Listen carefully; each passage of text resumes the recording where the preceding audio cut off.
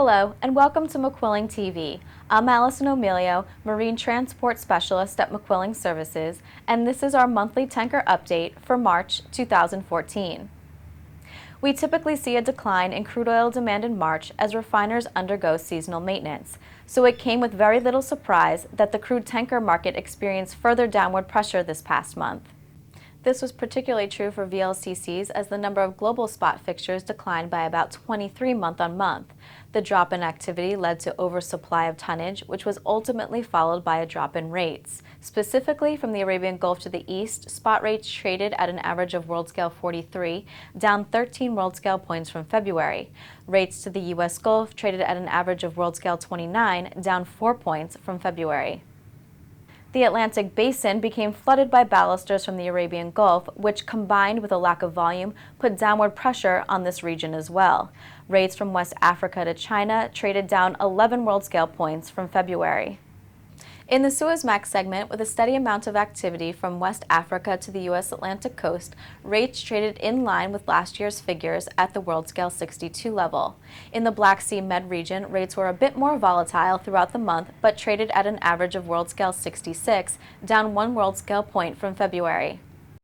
Aframaxes in the Caribbean were also no stranger to the struggle. This region was so oversupplied with tonnage that despite fairly steady activity and the closure of the Houston Ship Channel after 4,000 barrels of fuel oil were spilled into the Galveston Bay mid-March, rates continued to slide. On average, the TD9 benchmark lost 14 world scale points from February. On the other hand, activity picked up in the cross-med market by about 4 fixtures month-on-month and rates gained some traction.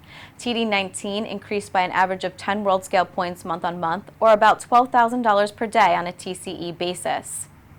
In the Panamax segment, rates also languished in the Caribbean as they fell from an average of world scale 159 in February to world scale 116 in March. On the TD12 benchmark, while the region gained 9 fixtures month-on-month, rates lost an average of 9 world scale points from February. The culprit behind the fall? Oversupply. On the clean side, LR2s on the AG Japan benchmark weren't as active as they were in February, but because the list was thinned out last month, rates were able to gain some ground. This route edged up 7 world scale points month-on-month as it traded at an average of world scale 88. It was also a positive month for LR1s on TC5 as the trade gained 8 world scale points month-on-month.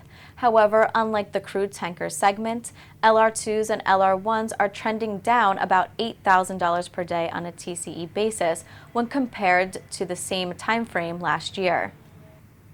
MR spot rates have also traded below year-ago levels as tonnage availability in major load regions has remained ample. Flows out of the U.S. Gulf were supported despite U.S. refiners having been in seasonal maintenance, with utilization rates hovering around 86% of capacity throughout the month. TC2 from the continent to the U.S. Atlantic coast slipped from world scale 135 to 127 as U.S. supplies, for the most part, remained plentiful. Looking ahead, we expect that crude tanker rates will remain under pressure in the near term. Surplus of tonnage in the VLCC and Suezmax segments will be intensified by Asian refiners entering their seasonal maintenance. It's anticipated that some 6.7 million barrels per day of global refining capacity will be offline in the second quarter. Smaller dirty tankers should find some support on the back of a more narrow WTI dated Brent spread, which could support movements from the Caribbean to refiners in Europe. Panamax voyages should also find some momentum from activity to and from the Pacific coast of the Americas. As MR2s continue to exit yards at a fairly rapid pace, we expect that this tanker class will also remain under some downward pressure. However, some of this excess tonnage could be absorbed as the U.S. exits their seasonal refinery maintenance period, which could boost cargo availability. And this wraps up our monthly tanker update for March 2014. I'm Allison O'Melio. Thank you for watching McQuilling TV.